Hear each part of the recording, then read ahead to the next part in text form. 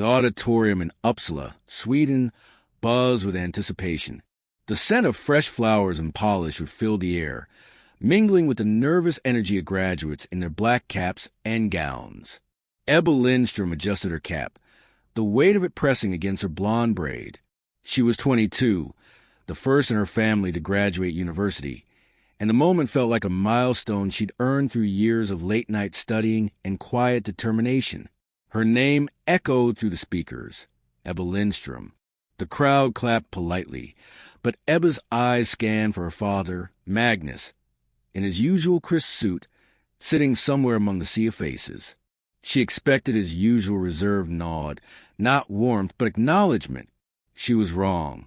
As she crossed the stage, his voice cut through the air, cold and deliberate. "She's not my daughter." The words landed like a slap, silencing the room. Gasps rippled through the audience. Phones lifted, capturing the moment. Ebba froze mid-step, her heart pounding, but not from fear, from clarity. This wasn't a mistake. It was a plan, one she'd suspected for years. She didn't crumble. Instead, she stepped to the microphone, her hand steady as she pulled a plain white envelope from her graduation folder.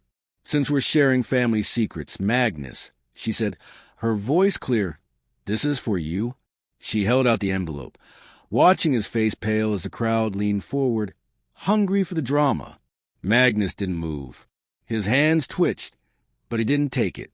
Ebba placed it in his lap, the paper stark against his dark suit. The cameras flashed, and for the first time, she saw fear in a man who'd raised her, or pretended to. 2 years earlier, Ebba's world had still felt intact.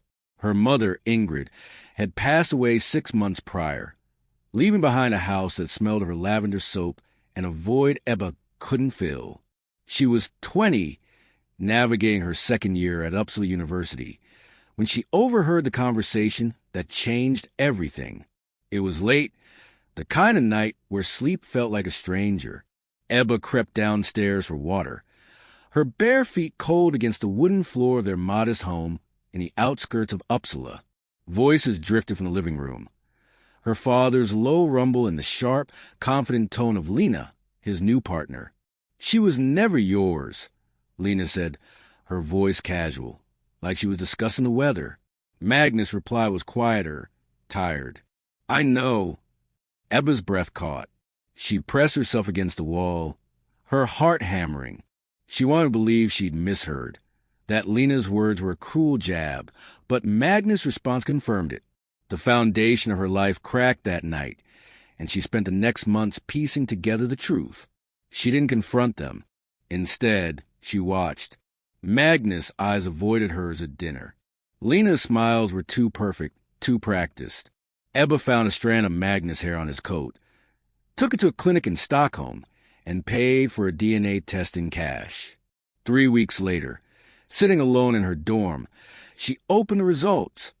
Probability of paternity, 0%. The words didn't break her. They hollowed her. Every memory, bike rides through the forest, Sunday breakfast with her mother's laughter, felt like a lie. Had Magnus ever cared, or was she just a burden he'd inherited from Ingrid? 3 weeks before graduation, Ebba came home early and found Lena in the kitchen, holding her mother's necklace, a delicate silver birch leaf Ingrid wore every day. "It looks better on you, Clara," Lena said to her daughter, Magnus' stepdaughter from a previous relationship. It was too plain for Ingrid. Ebba's chest tightened.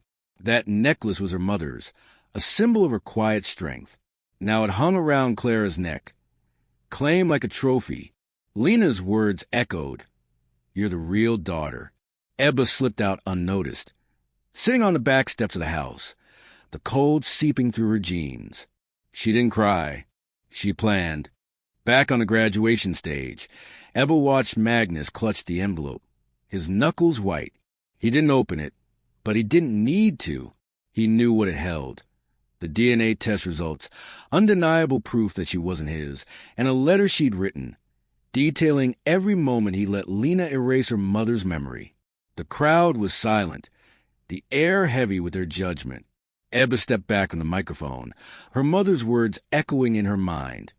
Silence is only powerful when you choose when to break it. She'd broken it, and Magnus was unraveling. He left the auditorium without a word, the envelope still in his hand. Ebba followed, driving through Uppsala's quiet streets to their family home. The house was dark when she arrived, the locks changed, the security system blinking red. She rang the bell, knocked, waited. Nothing.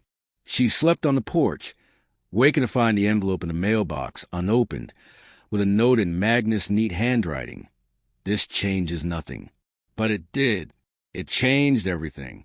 Ebba spent the next weeks in the university library, using public computers to research legal options. She learned about guardianship laws, inheritance disputes, and how to file a petition to restore her mother's name as her sole legal parent. She wasn't fighting for Magnus' approval. She was fighting for her identity. She filed the paperwork at the Uppsala District Court, the receipt in her hand feeling like a small victory. Lena's social media posts added fuel to her resolve. Photos of Clara wearing Ingrid's necklace, captioned, "Our daughter's bright future." A stranger commented, "Didn't you have another daughter?" Lena's reply was curt, "Only one." Ebba confronted Lena at a neighborhood council meeting, where Lena played the perfect community leader. "You claim me as your daughter," Ebba said, her voice steady. "Legally, that ends today." Lena fled, her composure shattered, and the neighbors' whispers followed Ebba home. The courtroom was stark, the air heavy with formality. Ebba sat alone, facing Magnus and his lawyer. She presented the envelope again, this time to the judge, who read the DNA results in silence. Ebba Lindstrom is not the biological daughter of Magnus Lindstrom. Magnus didn't deny it. He didn't look at her.